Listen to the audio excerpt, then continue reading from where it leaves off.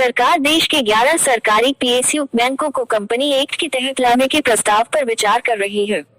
देश की कई कंपनियां हैं जिन्होंने इन पीएसयू बैंकों की खरीद में दिलचस्पी दिखाई है। अगर सरकारी बैंक कंपनी एक्ट के तहत आ जाते हैं तो उनका राष्ट्रीयकृत बैंक का तमगा छिन जाएगा। कामकाज के सिस्टम में भी बड़े बदलाव देखे जा सकते हैं। अभी यह प्रस्ताव है जिस पर सरकार विचार कर रही है। बैंकों को कंपनी एक्ट में लाने का सीधा मतलब है कि नेशनलाइजेशन एक्ट ने इन्हें बाहर किया जाए और विनिवेश का रास्ता खोला जाए। यहाँ विनिवेश का मतलब प्राइवेटाइजेशन से है। अगर ऐसा होता है तो ये बैंक किसी प्रोफेशनल कंपनी की तरह काम करेंगे।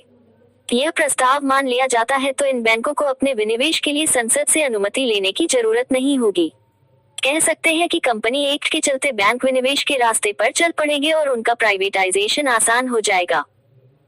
इन बैंकों के विनिवेश में बड़ा मुद्दा मैनेजमेंट बोर्ड को लेकर सामने आ सकता है। कोई प्राइवेट कंपनी सरकारी बैंक में कितना हिस्सा ले सकती है, उसकी ओनरशिप में कितनी भागीदारी होगी और रिजर्व बैंक किस आधार पर इसकी इजाजत देगा, यह सब देखने वाली बात होगी। केकेआर, ब्लैकस्टोन जैसे फंड ने पीएसयू बैंक खरीद में दिलचस्पी दिखाई है, लेकिन अभी तक यह साफ नहीं हो पाया है कि सरकार इस काम को कैसे आगे बढ़ाएगी। अगर कोई प्राइवेट बैंक सरकारी बैंक में हिस्सेदारी खरीदना चाहता है तो रिजर्व बैंक की तरफ से कुछ खास नियम कानून है। इसमें ओनरशिप को लेकर सख्त नियम है। बिजनेस चैनल CNBC आवाज के मुताबिक अगर कंपनी एक्ट के तहत सरकारी बैंक आते हैं तो ओनरशिप का रास्ता कुछ साफ होगा और प्राइवेट बैंक सरकारी बैंकों में हिस्सेदारी खरीद सकेंगे।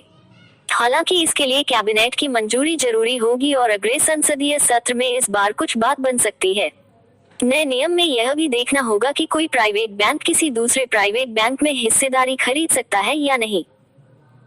देश के किसी भी सरकारी बैंक को प्राइवेट करने के लिए सबसे पहले बैंकिंग कंपनीज एक्ट 1970 में बदलाव करना होगा। साथ ही सरकार को बैंकिंग कंपनीज अंडरटेकिंग एक्ट 1980 में बदलाव करने की जरूरत होगी। अगर दोनों कानून बदल जाते हैं तो सरकारी बैंकों के निजीकरण का रास्ता साफ हो जाएगा। माना जा रहा है कि सरकार इसके लिए संसद में बिल ला सकती है। ये दोनों कानून अभी बैंकों का राष्ट्रीयकरण करते हैं, लेकिन कंपनी एक्ट में आने के बाद बैंकों पर निजीकरण के प्रावधान लागू होंगे। सरकार पहले ही ऐलान कर चुकी है कि कुछ बैंकों का प्राइवेटाइजेशन होगा। विनिवेश के इस कदम से सरकार को 1.75 लाख करोड़ रुपए मिल सकते हैं। वित्त मंत्री निर्मला सीतारमण के मुताबिक IDBI बैंक के अलावा 2 सरकारी बैंक और जनरल इंश्योरेंस कंपनी के निजीकरण का प्रस्ताव है। इस दिशा में कदम बढ़ाने के लिए सरकार रिजर्व बैंक के साथ काम कर रही है। RBI भी इस पर काम कर रहा है और बैंकिंग सेक्टर से जुड़े नियम जल्द जारी हो सकते हैं। प्राइवेट बैंक सरकारी बैंक में हिस्सेदारी खरीदना चाहता है तो रिजर्व बैंक की तरफ से कुछ खास नियम कानून है। इसमें ओनरशिप को लेकर सख्त नियम है। बिजनेस चैनल CNBC आवाज के मुताबिक अगर कंपनी एक्ट के तहत सरकारी बैंक आते हैं तो ओनरशिप का रास्ता कुछ साफ होगा और प्राइवेट बैंक सरकारी बैंकों में हिस्सेदारी खरीद सकेंगे। हालांकि इसके लिए कैबिनेट की मंजूरी जरूरी होगी और अगले संसदीय सत्र में इस बार कुछ बात बन सकती है।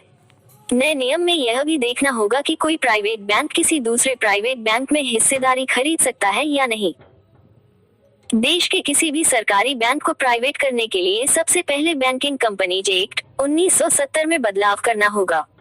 साथ ही सरकार को बैंकिंग कंपनीज अंडरटेकिंग एक्ट 1980 में बदलाव करने की जरूरत होगी। अगर दोनों कानून बदल जाते हैं तो सरकारी बैंकों के निजीकरण का रास्ता साफ हो जाएगा। माना जा रहा है कि सरकार इसके लिए संसद में बिल ला सकती है।